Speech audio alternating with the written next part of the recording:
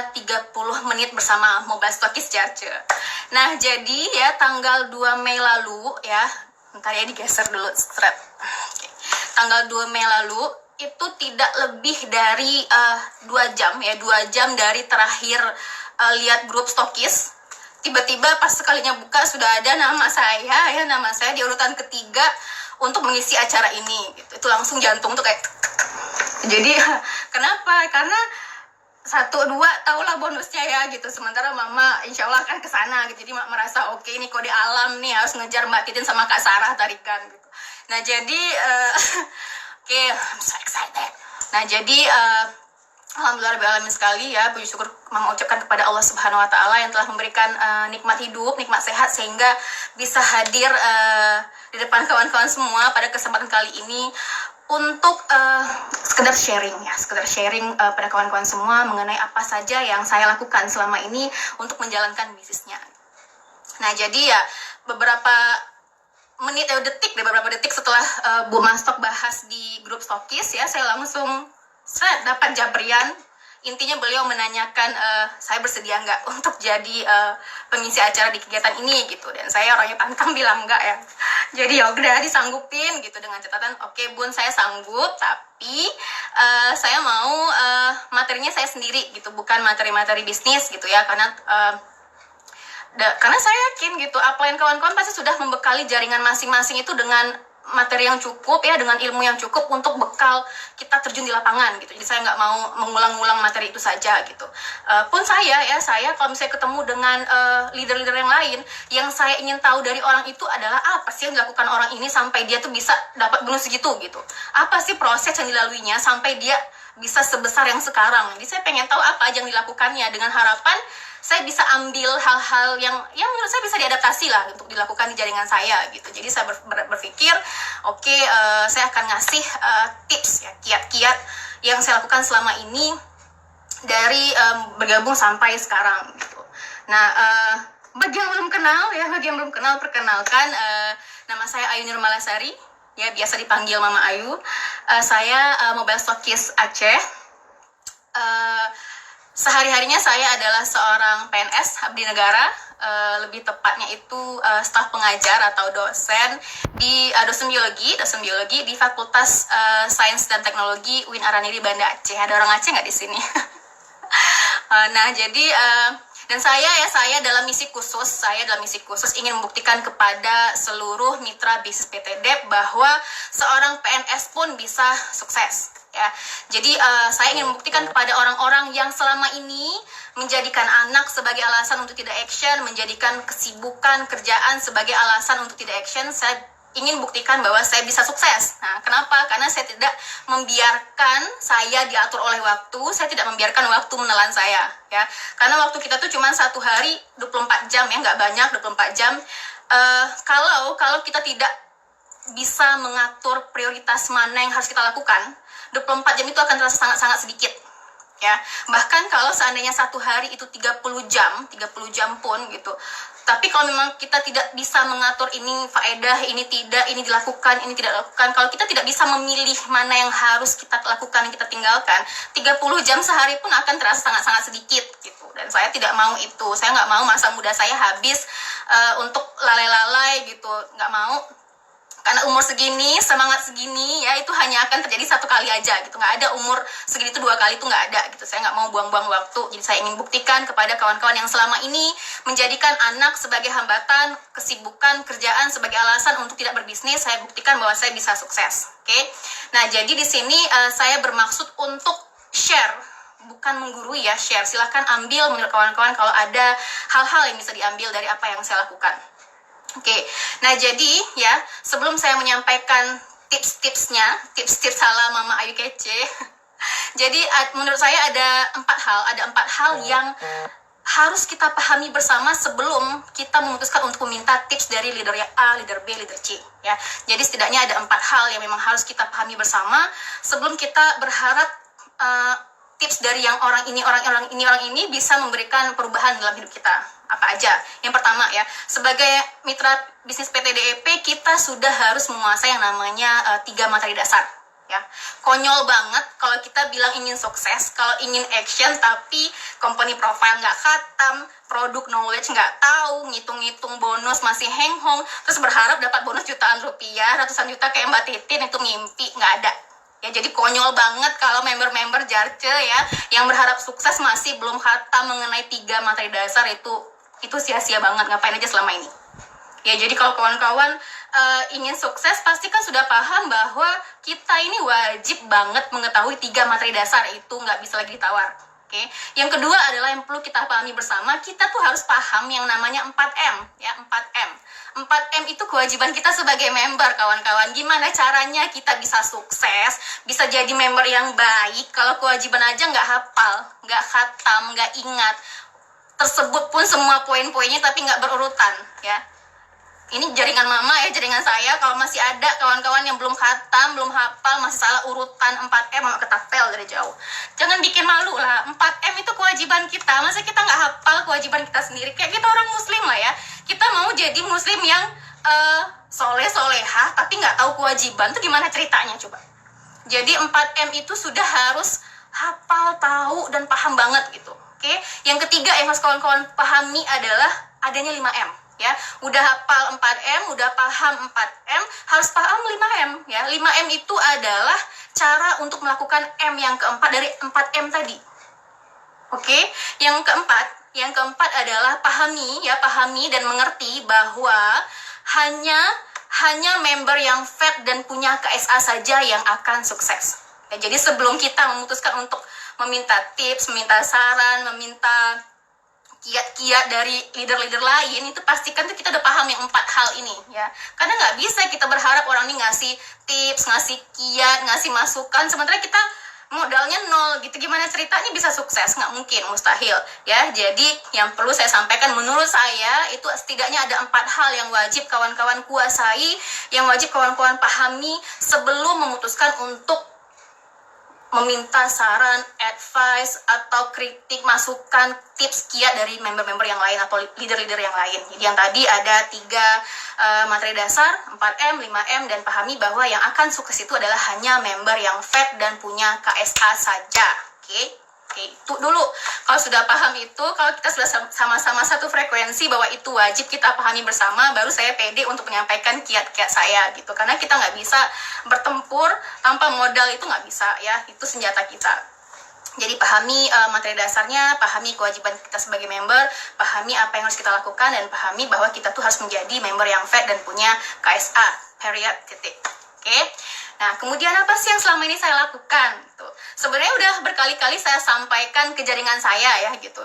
Dan itu tuh banyak poinnya. Dan sini saya nggak mau makan waktu, takut kawan-kawan bosan lihat saya.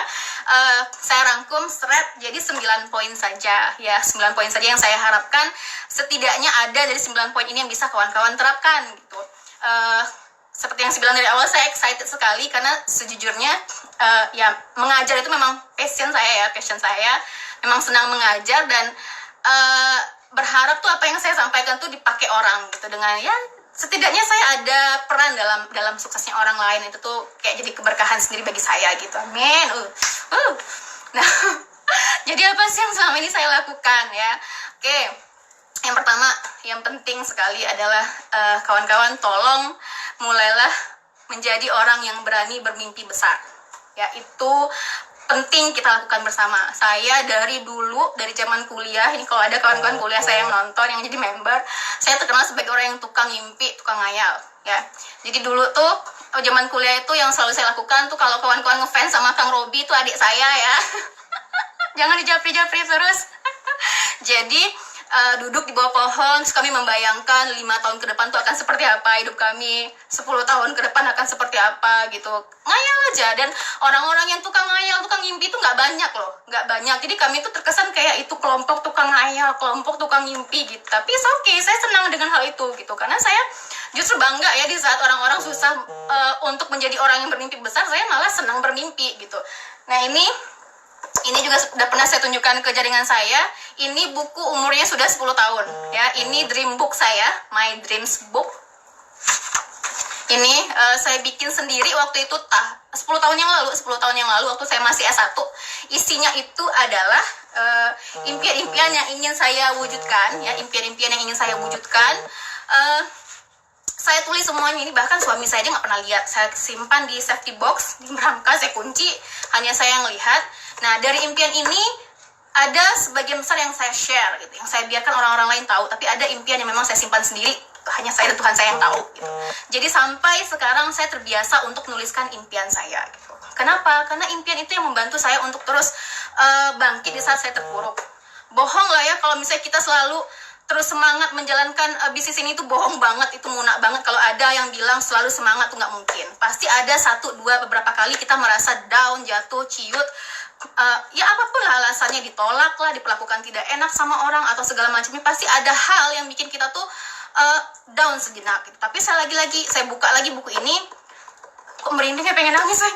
Jadi saya buka lagi buku ini dan saya yakinkan bahwa it's okay. 1-2 hari untuk cooling down, untuk menenangkan diri, habis itu bangkit lagi gitu. Jadi saya tidak mau kalah dan tidak mau impian saya itu hanya sekedar tulisan yang saya bikin di buku ini gitu. Nah, jadi saya terbiasa untuk berani bermimpi besar. Nah, kebanyakan di jaringan saya pun, mungkin di jaringan kawan masing-masing, orang-orang ini takut bermimpi besar. Kenapa? Karena mereka melihat latar belakang keluarga, latar belakang pendidikan, kemudian menganggap bahwa mereka yang tinggal di kampung mungkin tidak akan bisa sukses. Jadi hal-hal yang seharusnya tidak mereka pikirkan, mereka jadikan hambatan untuk sukses. Nah, jadi yang saya pahami kawan-kawan, kenapa saya selalu mimpi besar, kalau kita berani dan mampu memimpikan sesuatu, artinya kita mampu mewujudkannya.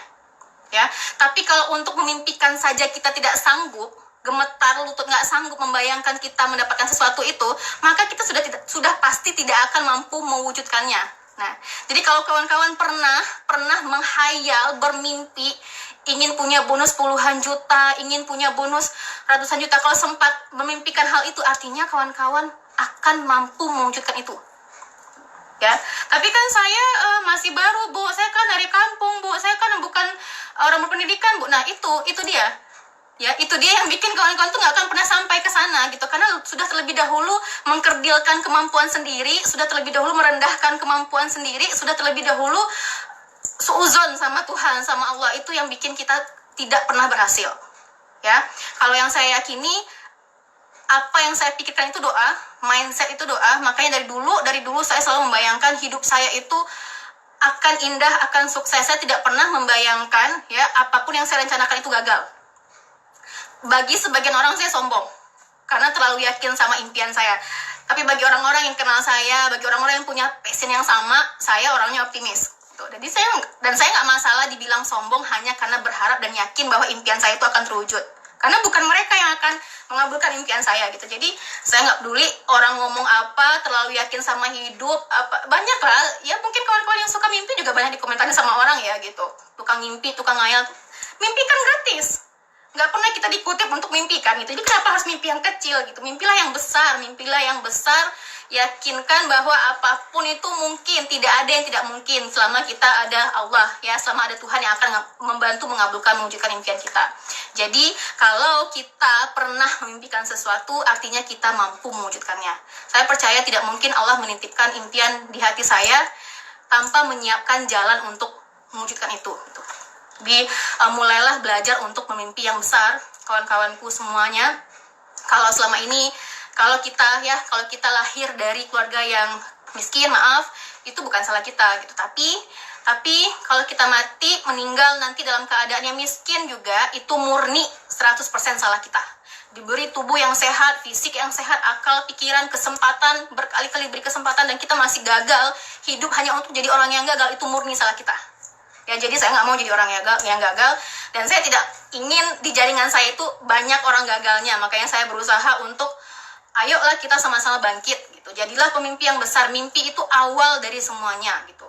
Abaikan status, abaikan latar belakang, abaikan hal-hal yang bisa bikin kawan-kawan ciut.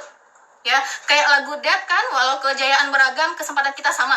Nah, artinya perusahaan pun sudah yakin bahwa kita ini punya kesempatan yang sama. Tinggal kitanya mau nggak untuk berusaha untuk mencapai sukses itu. Gitu ya. Jadi tips pertama dari saya adalah jadilah orang yang berani bermimpi besar. Oke?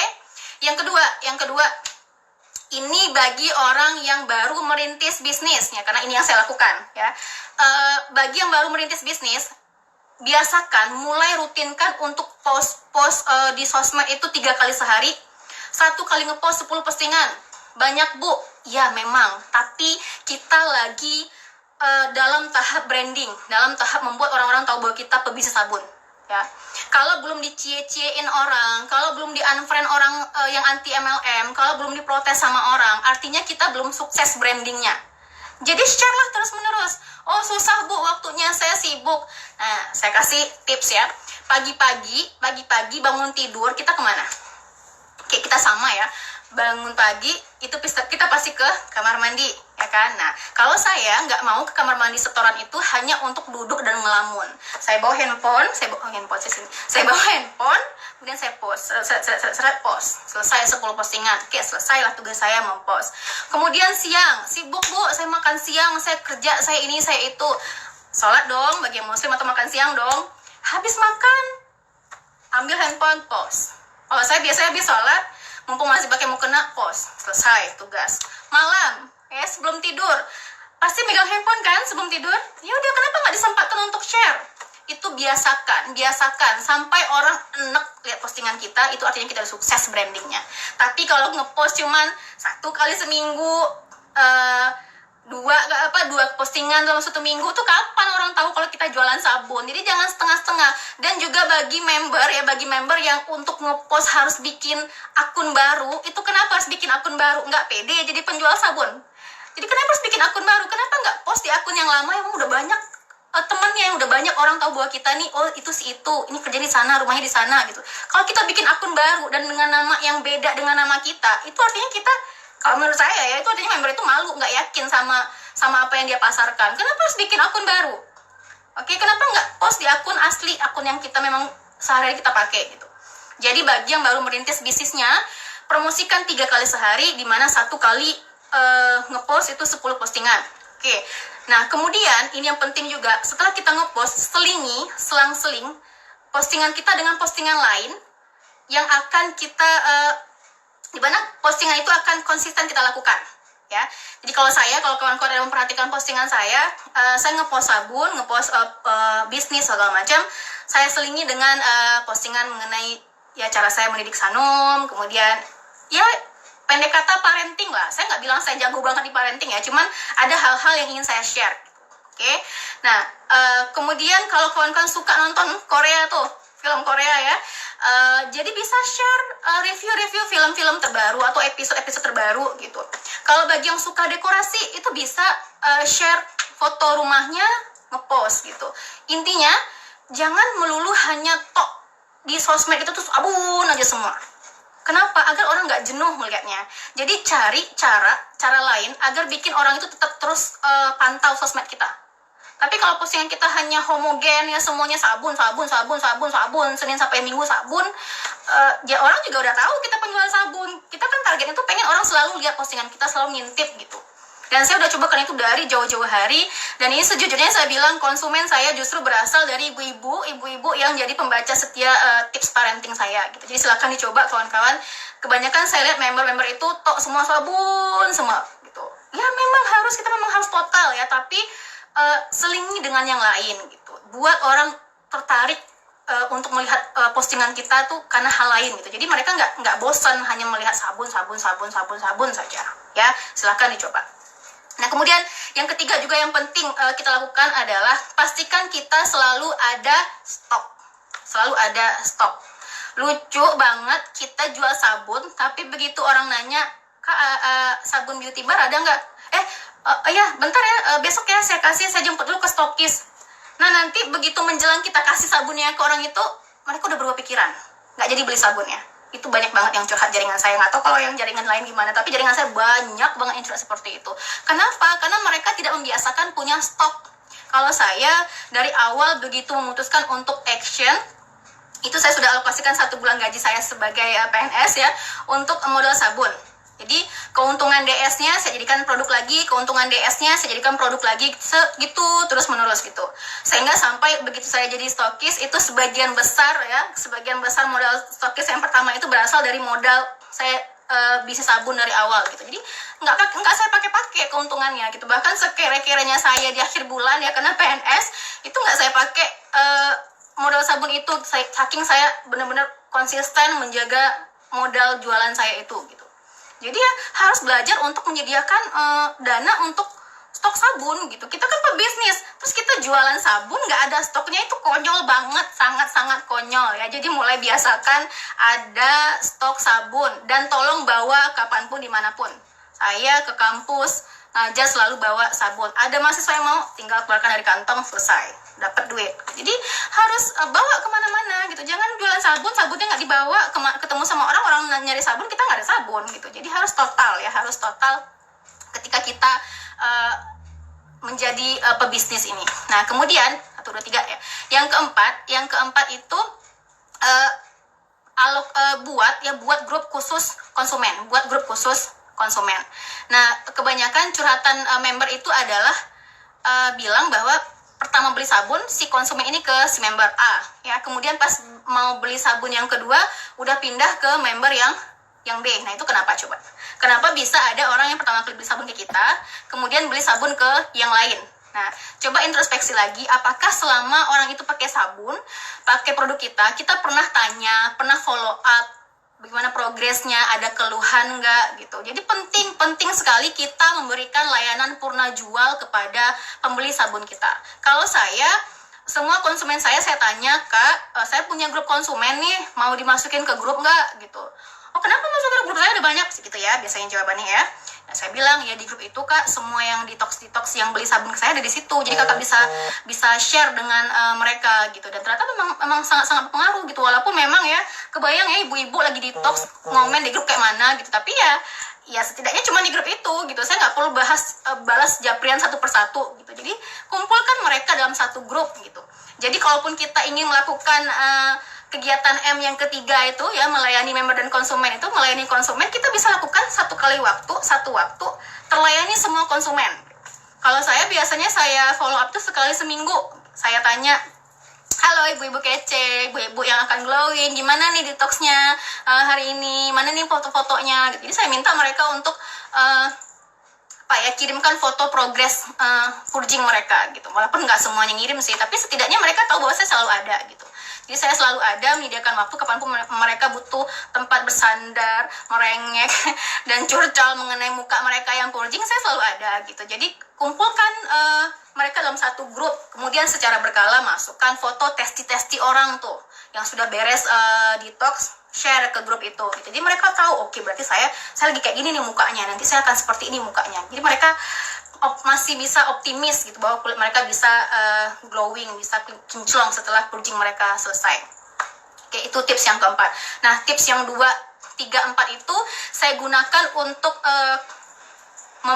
membangun jaringan konsumen dan menjaga jaringan konsumen saya gitu. Kalau bermanfaat silakan dicobakan. Nah, tips saya yang kelima adalah saya selalu membuat daftar orang-orang yang akan saya prospek untuk jadi member setiap minggunya. Jadi saya berusaha agar konsisten, selalu ada orang yang saya japri, selalu ada orang yang saya hubungi, selalu ada orang yang ingin saya ajak ketemu lah gitu. Kalau awal-awal jalankan bisnisnya dulu ya, saya datang itu ke kosan mahasiswa gitu, ke kos saya dosen, mampir ke kos-kosan mahasiswa untuk bikin busa gitu. Kalau mikirin hubungan dosen mahasiswanya harusnya gengsi ya gitu, tapi saya nggak mikirin itu. Saya mikirin saya penjual sabun yang ingin menjualkan sabun saya dan targetnya nih itu mahasiswa gitu. Jadi saya pikir ya nggak apa-apa, dan ternyata memang banyak laku gitu. Jadi ya terbukti dalam waktu sebulan lebih seminggu sudah terkumpul PT untuk saya naik level ke gold gitu. Jadi ya kenapa nggak dicoba gitu. Jadi bagi kawan-kawan yang masih merintis, jangan malu untuk tawarkan secara langsung produknya. Jangan cuma mengandalkan online gitu. Orang kadang butuh ketemu kita langsung, butuh berkeluh kesah, Kak, kalau muka saya gini nih apa ya, ininya pakai apa ya. Mereka butuh kadang-kadang disentuh sedikit mukanya. Karena orang tuh nggak sama kan. Orang tuh nggak semuanya bisa paham chat kita di WhatsApp itu, karena cara belajar mereka tuh nggak sama. Ada orang visual, auditori, kinestetik. Kita nggak bisa pukul dengan satu kali penjelasan lewat WhatsApp terus komplain atau protes, iya mah dia nggak pernah paham, udah jelasin nggak paham ya, karena mungkin bukan tipikal visual gitu. Mereka butuh ketemu kita langsung dan ngomong sama kita gitu. Jadi ya ini karena lagi WFH ya, ini saya bicara kondisi sebelum WFH. Jadi silakan nanti bagi yang ingin merintis bisnis ini, yang ingin serius menjaring konsumen, menjaring member, itu temui mereka langsung, jangan melulu hanya mengandalkan sosmed aja ya, nanti gede jempolnya kebanyakan dipakai. Oke, kemudian tips yang keenam adalah rutinkan BS. Ini yang penting banget, kunci semuanya adalah yang nomor 6 ini, rutinkan BS.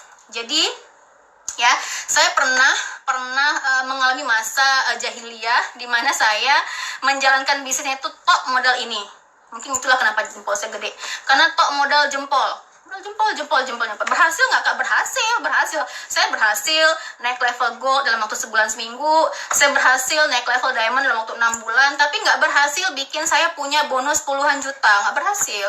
2 juta, 3 juta, 2 juta, 3 juta. Dan saya nggak bisa bangga gitu. Masa diamond bonusnya 3 juta sih gitu. Jadi kayak bukan sesuatu yang bisa saya banggakan. Dan saya nggak mau itu gitu. Jadi oke, kemudian saya hamil, lahiran, dan disitu baru tahu harga pupuk berapa ya. Oke, saya mulai bertobat ya. Saya yakinkan diri saya bahwa oke nih, mulai hari itu harus fokus, harus serius, nggak ada lagi nih main-main. Langsung saya japri tuh leader-leader di Aceh, jaringan saya. Nanti begitu mama pulang habis cuti lahiran, kita mulai tiap minggu. Oke, kemudian kami coba tiap minggu. Kemudian waktu berlalu ya, kalau namanya mulai action nggak akan langsung nampak hasilnya habis action dong ya gitu. Jadi oke, nggak apa-apa, rutinkan BS tiap minggu. Kemudian di akhir tahun setelah flashback, ya biasa lah ya sebagai orang yang suka tulis, saya selalu review lagi apa yang sudah saya tulis, saya cek lagi. Terus termasuk yang bonus, saya perhatikan progres bonus dari awal tahun sampai akhir tahun itu 2018 kemarin. Itu bonus saya awal tahun ke akhir tahun setelah saya rutinkan BS itu meningkat hingga 5 kali lipat. Oke, hingga 5 kali lipat. Nah, itu pun bukan cuma saya merasakan, anak saya ya Lutfia Hanum, karena dia salah satu anak yang sangat-sangat nurut sama emaknya, selalu ikut, dan Via juga merasakan hal yang sama. Progres bonusnya itu setelah rutin BS sama saya setiap minggu itu 5 kali lipat bonusnya dibanding awal tahun. Makanya sejak itu saya ngerasa kayak kecanduan untuk BS. Kalau sekarang tuh bukan lagi sekali seminggu ya, udah 2 kali seminggu gitu. Saking saya berharapnya bisa seperti yang lain punya bonus ratusan juta rupiah.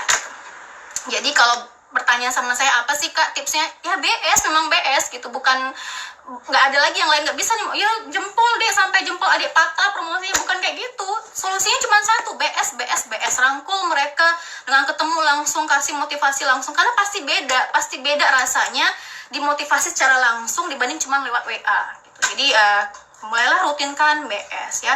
Lagi pula kan Mbak B juga sudah pernah bilang kan gitu, bahwa untuk sukses itu kita harus alokasikan waktu 8 jam per minggu selama 2 tahun pertama ini gitu. Jadi saya mulai lagi bikin momen baru 2020 ini sebagai tahun pertama saya gitu. Jadi saya kayak mulai lagi dari awal semuanya gitu. Karena bonus yang hampir 30 juta sebulan ini menurut saya belum layak untuk seorang diamond ya gitu. Harusnya bisa lebih banyak daripada itu gitu. Makanya saya mulai lagi dari awal, nol lagi. Yang saya ikuti sekarang itu program 90 hari gold. Ya, saya panduannya sekarang program 90 hari gold, karena program diamond juga belum ada kan. Jadi saya ikutin program 90 hari gold. Saya lakukan tugas-tugas leader gold gitu, selain memang melakukan tugas kewajiban saya sebagai stokis gitu.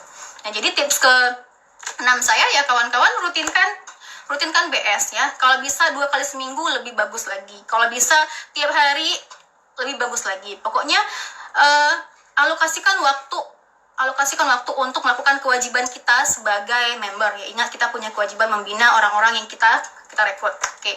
Kemudian yang ketujuh ini yang penting juga, simple tapi saya udah merasakan manfaatnya. Kelompokkan member itu berdasarkan 2. 1, kelompokkan member berdasarkan level.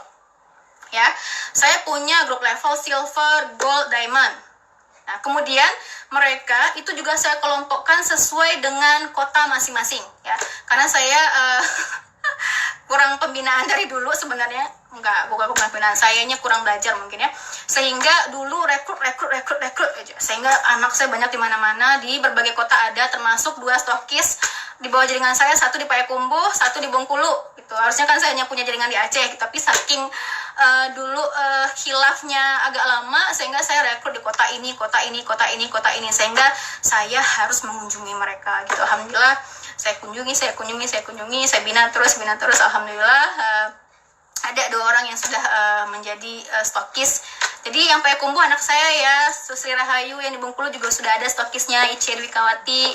Jadi kalau banyak banget jaringan Bengkulu yang bertanya, Kak itu benar anak kakak? Iya, itu anak saya ya, stokis Bengkulu. Nah jadi kelompokkan mereka sesuai dengan levelnya. Kenapa? Kalau kita gabungkan silver, gold, dan diamond dalam satu grup, itu pasti yang silver tuh ciut. Apalagi begitu tanggal 1 tuh share bonus semua, seret gitu. Sementara mereka mau share apa? Input PT aja kadang ingat kadang enggak gitu kan. Jadi jangan dikelompokkan, tapi kan tujuannya untuk memotivasi. Iya, tapi masalahnya orang ini nggak sama. Ada orang yang termotivasi begitu lihat orang lebih besar daripada dia bonusnya. Tapi ada orang yang langsung, ya udahlah, gue apalah, cuman level silver, ciut, hilang, lenyap. Gitu. Jadi mending kelompokkan mereka sesuai dengan levelnya. Jadi mereka bisa salingnya, kayak saya contohnya ngasih kuis di grup silver, mereka bisa bersaing tanpa harus merasa takut salah, takut apa, karena yang lain juga sama levelnya, sama-sama silver gitu. Kemudian saya kelompokkan sesuai dengan kota. Memang sih agak ribet gitu, tapi itu terbukti berhasil. Kenapa? Karena kita kayak ngasih wadah bagi mereka tuh untuk mampu berkolaborasi dengan member-member lain yang satu kota dengan mereka gitu. Dan mereka tuh satu kota itu bukan hubungannya tuh bukan anak emak cucu ya. Tidak selalu seperti itu, kadang cross line. Tapi saya ingin di jaringan saya itu mereka saling kenal gitu, walaupun bukan anak emak cucu dan segala macam, walaupun bukan seketurunan, tapi saya pengennya tuh mereka selama di bawah jaringan saya itu akur, saling support gitu. Jadi mereka bisa collab gitu, misalnya jaringan Solok Selatan bisa saling kolaborasi sesama Solok Selatan walaupun emaknya nggak satu gitu, tapi kan saya neneknya satu gitu. Jadi itu yang saya lakukan gitu. Tapi memang kerjanya lebih banyak, saya share ke sekian grup setiap harinya, tapi ya oke, saya menikmati itu gitu, karena itu bagian dan cara saya untuk membesarkan jaringan ini. Kemudian tips yang ke-8 adalah beri reward ya, beri reward. Kebanyakan orang berpikir kalau kita ngasih reward ke jaringan itu akan menimbulkan sifat jaringannya jadi pamrih, jadi malas action. Enggak, perusahaan kita aja selalu memberikan reward kepada kita kan, jalan-jalan gratis, promo ekstravaganza itu kan reward bagi kita. Kemarin PPG dikasih ke kita, kenapa kita nggak mau ngasih reward ke jaringan gitu. Jadi kalau saya senang-senang aja ya ngasih reward ke jaringan gitu. Saya karena saya tahu orang itu sama, kita tuh hampir sama ya, doyanannya satu, senang yang gratisan, benar nggak? Ada nggak orang yang dikasih gratis nolak? Senang gratisan. Yang kedua, orang ini senang berkompetisi gitu. Jadi saya memanfaatkan itu untuk membantu memicu semangat mereka gitu.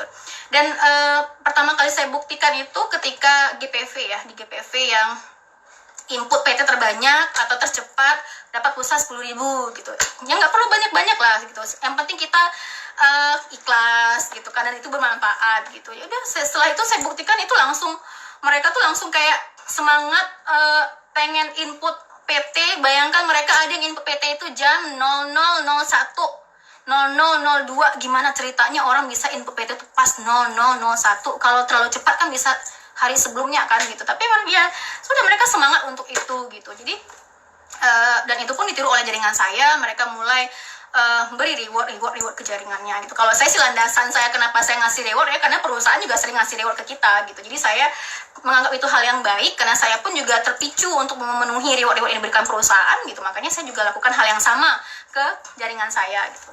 Nah, tips ke-9 saya selalu share action dan pencapaian kita. Ya, saya selalu suruh jaringan saya untuk share apapun kegiatan offline yang kita lakukan, COD, OPP, BM, BS, cuci muka di lapangan, foto share, itu penting untuk menunjukkan kepada jaringan kita, anak, cucu, cicit kita bahwa kita tuh selalu semangat jalankan bisnisnya, gitu. Kita nggak ciut, nggak pernah berhenti untuk action. Kemudian itu sarana promosi juga untuk menunjukkan kepada calon member bahwa kamu akan berada di jaringan yang tepat kalau kamu gabung di saya. Buktinya apa nih? Kegiatan offline saya. Jadi selalu share apapun yang kita lakukan. Ya. Kemudian bonus, penting nggak sih kita share bonus? Menurut saya penting. Ya, menurut saya penting. Kenapa? ya bonus itu kan pencapaian kita gitu ya. Bohong lah, siapa sih orang yang nggak nggak pengen dapat duit gitu, nggak ada kan gitu, karena nasi padang belum bisa belinya pakai senyuman, semua butuh duit gitu. Jadi saya pikir ya sudah, share terus bonusnya gitu. Bonus itu menunjukkan bahwa, apalagi kalau bonus yang bertumbuh ya, itu menunjukkan bahwa usaha yang kita lakukan selama ini, offline yang kita lakukan itu tidak mubazir gitu. Jadi makanya saya selalu share bonus ke jaringan saya, termasuk apapun yang saya beli ya, saya share ke jaringan saya. Saya terkenal sebagai mama yang suka ngasih asupan kesombongan, sengaja gitu, bukan untuk ria, bukan, insya Allah bukan untuk ria dan menunjukkan saya punya ini, saya punya itu, bukan, tapi lebih kepada mengajarkan jaringan saya, kalau kamu punya uang, punya bonus, jangan cuma belikan ke baju, jangan cuma belikan ke makanan, jangan cuma belikan ke kuota, belikan ke hal-hal lain yang bisa jadi investasi gitu, yang bisa kamu manfaatkan nanti pada saat misal kita kesulitan gitu. Jadi mengajarkan mereka tuh untuk berinvestasi gitu, jangan kalau begitu dapat bonus langsung kalau beli baju, makan bakso atau apa gitu. Jadi saya selalu share ke jaringan saya, itu pun memacu mereka untuk apa ya, semangat action dan beli kebutuhan mereka sendiri gitu. Jujur saya kalau lihat postingan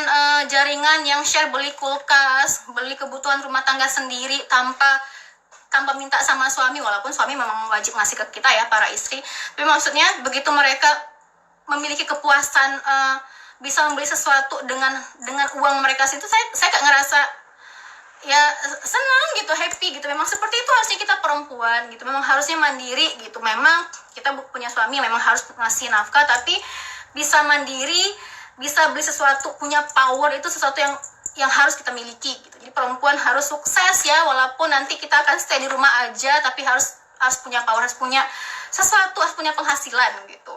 Jadi jangan cuman ya kalau suami ngasih istri hadiah tuh biasa lah ya, wajar. Tapi kalau kita bisa belikan suami jam fosil yang asli, kan hal yang wah gitu ya. Jadi kalau saya sih itu sih pengennya gitu. Saya ingin tugas beli hadiah tuh bukan cuma kewajiban si suami aja. Saya juga ingin memberikan sesuatu untuk orang yang saya sayangi gitu. Jadi ya saya selalu membiasakan diri dan mengajarkan jaringan saya untuk share action dan pencapaian. Nah, saya pun termasuk salah satu orang yang terdampak postingan orang lain. Saya itu selalu rutin ngintip-ngintip postingannya Mbak Titin gitu. Dan jujur saya agak malu sama postingan beliau ya, terlepas mungkin saya tidak bisa sebebas itu untuk action karena saya terikat kerjaan lain juga. Tapi saya selalu sama beliau gitu, maksudnya bonusnya udah segitu tapi actionnya masih luar biasa, dan itu tuh harusnya kawan-kawan yang bonusnya masih ratusan ribu tuh malu gitu. Orang yang sudah bonusnya udah segitu tiap hari action, sementara kita bonusnya masih merangkak perlahan lama gitu, ogah-ogahan actionnya itu harusnya. Dan saya ya sangat-sangat malu sih, apalagi kalau lihat ya Bu Amik aja, Bu Mastok kita bonusnya udah segitu tapi masih cari cara agar kita terus bergerak. Kayak kami juga terdampak cara Bu Amik untuk bikin kami bergerak gitu. Tapi it's okay gitu. Jadi kita tuh harus sering-sering bikin postingan, karena kita tidak tahu siapa yang akan terinspirasi, termotivasi dengan apa yang kita posting. Bisa saja jaringan kita, bisa jaringan orang lain, atau mungkin bisa upline kita yang udah lama tidur. Ya, jadi post aja terus gitu. Tapi kan nanti kalau saya ngepost kan dia yang suksesnya nggak apa-apa, bagus kan gitu. Orang yang baik itu orang yang punya manfaat bagi orang banyak gitu. Jadi jangan pelit, share terus, motivasi terus gitu. Kalau misalnya orang tuh sukses dan ada saham kita di situ, itu jadi keberkahan buat kita. Jadi jangan mikirnya hanya untuk keuntungan diri sendiri aja ya. Jadi itu 9 tips yang saya anggap sebagai hal yang mengantarkan saya di posisi yang sekarang gitu ya. Banyak sebenarnya, tapi saya rangkum jadi 9 poin saja. Oke, nah berhubung saya sibuk ya sebagai PNS, sibuk berusaha untuk meluangkan waktu, berusaha untuk memaksimalkan kewajiban saya sebagai upline, sebagai member, maka saya selalu mencari cara untuk menebus dosa-dosa saya yang tidak bisa full gitu. Nah, caranya adalah diantaranya tuh ya, saya membuat program namanya kelas intensif leader. Jadi saya mengalokasikan 8 kali pertemuan itu untuk membina member di jaringan saya agar jadi leader yang siap tampil ya. Jadi saya ajarkan untuk presentasi, untuk pahami bonus, pahami company profile, pahami semuanya, sampai kalau saya butuh leader untuk tampil, saya tinggal tunjuk mereka siap. Nah, itu target saya. Itu tiap minggu selama 8 kali pertemuan gitu. Capek nggak Bu? Capek banget gitu. Tapi ya saya yakin itu investasi, dan alhamdulillah pun saya sekarang pun juga sudah mulai merasakan dampaknya gitu. Kemudian yang kedua adalah saya bikin pelatihan, bikin kelas program. Di Ramadan ini saya bikin program namanya Ramadan Produktif bersama Mama Ayu Kece ya. Jadi dari tanggal 1 Ramadan kemarin saya udah mulai kelas ini ya, setiap jam 2:30. Tapi untuk pertemuan hari ini saya dedikasikan ke sini. Jadi setiap jam 2:30 saya bikin kelas di grup-grup silver saya, dan materinya itu sudah saya susun dari yang pertama kali harus dipahami, kemudian sampai yang paling akhir gitu. Jadi tiap hari itu beda materi, dan itu setiap hari secara rutin gitu. Dan perlu saya sampaikan juga, dan belum sebulan saya udah merasakan dampaknya ya, karena selama ini cucu cicit yang mungkin nggak pernah saya kenal tiba-tiba banyak yang japri dan mengaku bukan ujub ya mengaku berterima kasih karena merasa dibina setiap hari, sehingga ya terpicu untuk melaksanakan atau menjalankan bisnisnya gitu. Dan itu saya sangat-sangat saya senang ya, bersyukur gitu, memang akhirnya capeknya terbayar gitu. Jadi bisa kawan-kawan tiru ya, bikin program selama 1 bulan itu dimana materinya tuh berganti-ganti setiap hari ya. Kalau kita ikutin program 90 hari silver kan kita memang harus ngasih materi tiap hari kan, tapi karena kondisinya kita lagi stay di rumah aja, makanya kita jadikan sebagai pertemuan online gitu. Tapi pokoknya jangan biarkan anak-anak ini ya, jaringan kita ini tuh lepas sehari tanpa pembinaan kita gitu ya. Jadi tolong mereka ini dibina, diawasi terus, pokoknya bikin mereka tuh nggak bisa kemana-mana gitu ya. Setidaknya kalaupun mereka nggak ikut kelasnya, tapi mereka bisa panjat lagi ke atas, bisa dapatkan materinya gitu ya. Jadi itu yang saya anggap sebagai 2 kegiatan untuk membantu menebus tugas-tugas saya mungkin belum maksimal, walaupun memang tidak akan bisa saya tebus ya, tapi ya segala cara saya lakukan agar jaringan saya berkembang gitu, agar ya sukses itu milik semua gitu, agar mereka merasakan apa yang saya rasakan gitu. Nah, apa sih yang saya dapat dengan menjalankan 9 tips yang tadi gitu ya. Saya mungkin udah sering pamer sering ngasih asupan ke semua ke jaringan saya gitu, tapi berharap semoga apa yang saya sudah raih bisa memotivasi yang lain juga gitu ya. Apa sih yang sudah saya dapat dengan menjalankan tips-tips yang tadi gitu ya. Berkelamaan kan. Ya reward gold, reward diamond. Kemudian sekarang saya memiliki bonus 10 kali lipat dibanding gaji saya sebagai seorang PNS. Alhamdulillah, hampir 10 kali lipat dibanding gaji pokok saya sebagai seorang PNS gitu.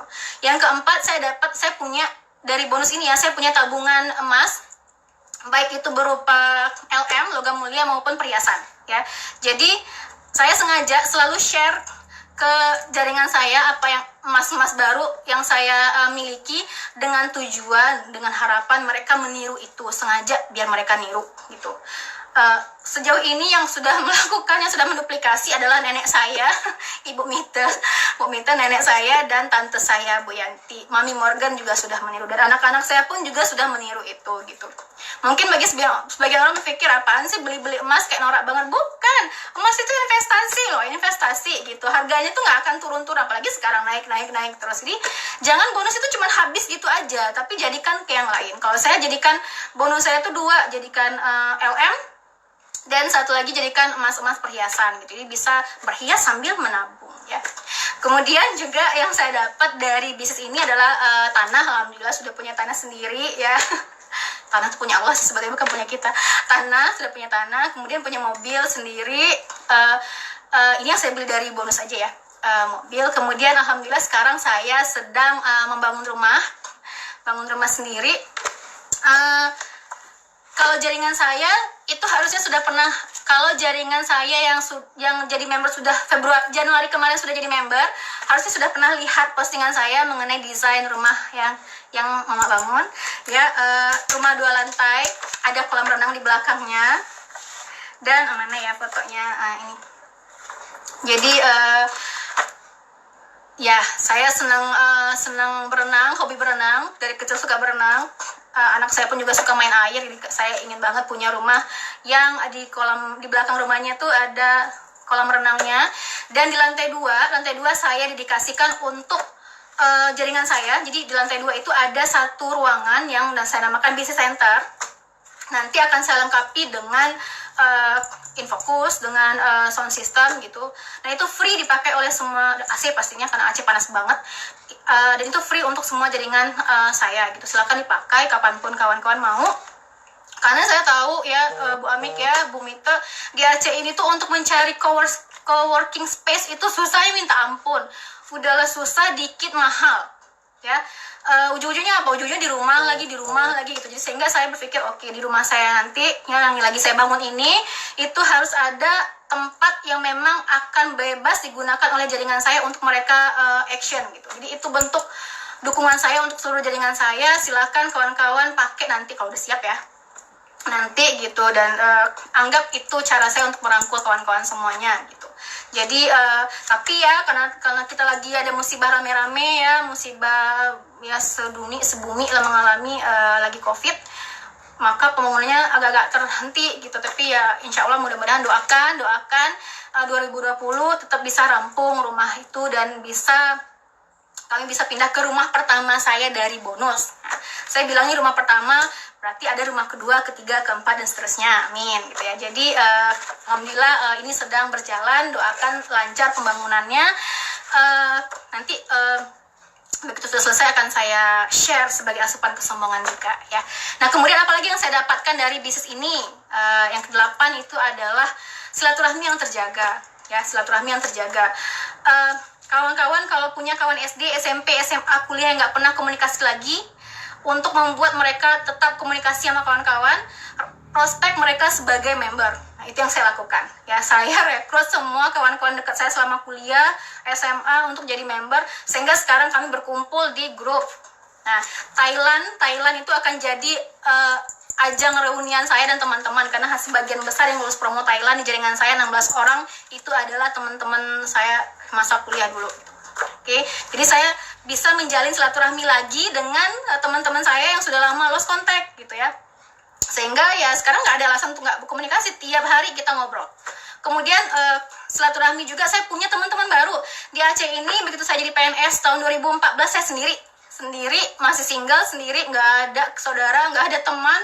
Tapi sekarang tuh udah punya banyak adik-adik, kakak, banyak banget lah gitu. Yang hubungannya tuh alhamdulillah bukan sekedar hubungan bisnis saja gitu. Jadi udah kayak keluarga sendiri lah, jadi nggak ngerasa sendiri lagi di Aceh. Dan insya Allah pun tahun ini pun kami lebaran di sini ya, nggak kemana-mana, kami nggak mudik, nggak pulang kampung.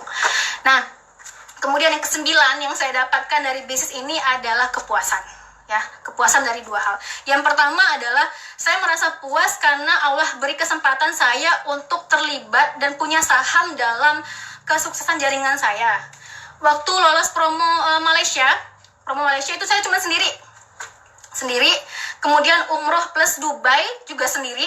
Ya, tapi nggak berangkat, suami saya yang berangkat. Nah, kemudian saya berpikir tuh kayak, aduh egois banget nggak sih saya 2 kali promo cuma sendiri gitu kan, terlepas dari memang jaringan saya masih merangkak waktu itu ya.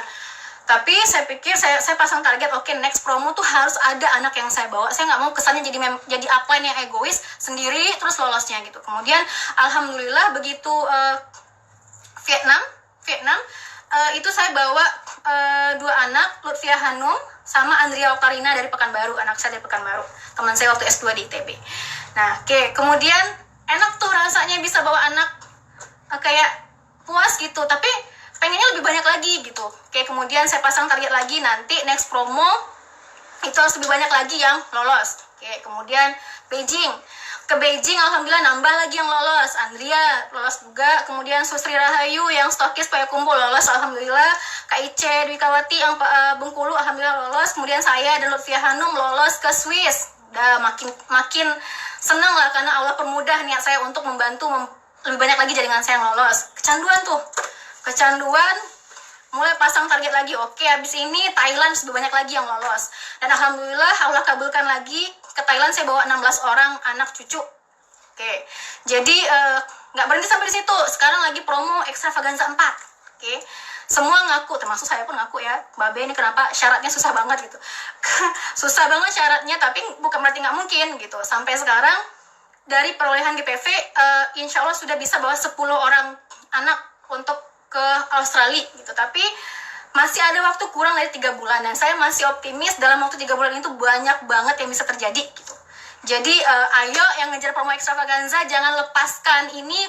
Semisal pun kawan-kawan belum bisa lolos di promo ini, minimal tuh sudah bikin fondasi dulu sehingga nanti promo yang kecil itu bisa gampang lolosnya gitu. Jadi saya masih berharap ada keajaiban sesuai target promo yang sekarang 50 orang bawa jaringan ya ke Australia. Nah, tapi kalaupun semisal tidak sampai 50, saya berharap lebih dari 16 orang, lebih banyak daripada yang lolos ke Thailand gitu. Amin, aminkan ya. Kalau kita aminkan doa orang, doa kita diaminkan. Doa yang sama diaminkan malaikat untuk kita. Jadi jangan pelit-pelit mengaminkan doa orang lain. Nah, kemudian saya bilang kan saya dapat kepuasan. Ada 2 hal. Yang pertama yang tadi. Yang kedua, saya dapat kepuasan karena setiap bulannya ada lahir jutawan baru di jaringan saya. Ya, aduh pengen nangis. Lahir jutawan baru di jaringan saya. Nah, kalau DEP itu punya visi menjadi sarana untuk melahirkan wirausaha sukses yang berwawasan sosial yang lebih sukses dari waktu ke waktu gitu ya. Kalau visi DEP. Nah, kalau saya punya visi sendiri. Tahun 2022 di jaringan saya ada 100 orang jutawan, di mana jutawan ke 100 itu memiliki bonus minimal 10 juta rupiah gitu. Jadi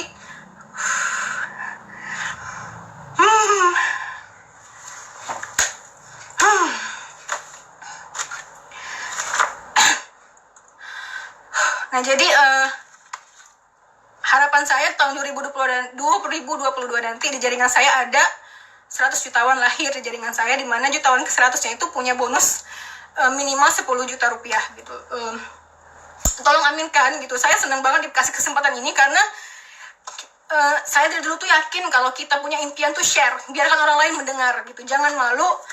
Kenapa? Karena saat orang mendengar impian kita, orang tuh sedang mendoakan kita gitu. Jadi saya berharap kawan-kawan yang 230 orang, 206 orang yang mendengarkan apa yang saya sampaikan, tolong aminkan niat baik saya. Karena saya senang kalau bisa suksesnya rame-rame gitu. Jadi kan cuma saya sendiri aja yang dapatkan, yang ngerasakan hal ini gitu. Terlebih bagian tinggal di Aceh ya, kita itu provinsi yang hampir tiap tahunnya tuh masuk kategori provinsi yang termiskin di Sumatera gitu, dan saya nggak suka nerima itu gitu. Jadi kayak masa sih Indonesia tuh bisa jadi provinsi yang termiskin, tuh salahnya di mana gitu ya. Jadi ini cara saya untuk berkontribusi, untuk izinkan saya untuk membantu kawan-kawan, membuat kawan-kawan juga merasakan hal seperti yang saya rasakan gitu. Jadi begitu diajak untuk BS, begitu diajak untuk action tuh jangan ogah-ogahan lagi, jangan jadikan lagi anak tuh sebagai penghambat. Kita tuh durhaka, kita tuh jahat kalau menjadikan anak tuh sebagai alasan ya. Saya nggak suka, paling tidak suka kalau kawan-kawan menjadikan anak sebagai alasan untuk nggak action. Kita orang tua yang tidak bersyukur ya kawan-kawan. Banyak di luar sana orang-orang yang tidak punya anak, yang belum beruntung diberi anak, tapi kawan-kawan seenaknya bilang nggak bisa action, bu anak saya nakal, kalau dibawa ke sana nanti ribut. Jangan seperti itu lagi alasannya, saya nggak suka ya. Justru jadikan anak itu sebagai motivasi kita gitu. Saya mulai fokus seperti yang saya sampaikan sebelumnya di live ini, saya mulai fokus itu sejak anak saya lahir gitu. Karena saya nggak ingin anak saya tuh merasakan apa yang saya rasakan. Saya bukan orang kaya. Saya ingin anak saya tuh masa depannya jauh lebih baik daripada saya gitu. Jadi mulailah bermimpi yang besar kawan-kawan semuanya, bermimpilah yang besar. Abaikan suara sumbang, abaikan orang-orang yang meremehkan kita. Kita punya Tuhan ya, kita punya kemampuan. Selama kita masih bisa berusaha, maka impian itu bisa terwujud ya. Kalau bahkan di saat seluruh bumi ini pun bilang kita nggak akan bisa, tapi kita yakin kita bisa, insya Allah kita bisa. Tapi bahkan di saat seluruh isi bumi ini bilang kamu bisa, tapi kawan-kawan nggak yakin, pesimis ya, kufur, maka tidak akan pernah bisa. Karena Allah sendiri udah bilang, udah janji, Allah tidak akan mengubah nasib suatu kaum kalau orang itu nggak mau berubah. Jadi nggak bisa kita mengandalkan upline untuk tiap hari ngomel-ngomel ke kita untuk sukses kalau kawan-kawan sini tidak ada usaha untuk sukses. Jadi sudahi masa-masa yang lalu, kita mulai lagi 2020 ini kita jadikan tahun pertama kita untuk action. Karena saya pun begitu, ini tahun pertama saya, target saya 2022 nanti ada 100 jutawan titik. Tolong bantu saya untuk mencapai itu ya.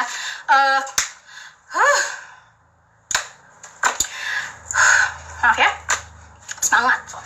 Oke. Maaf ya.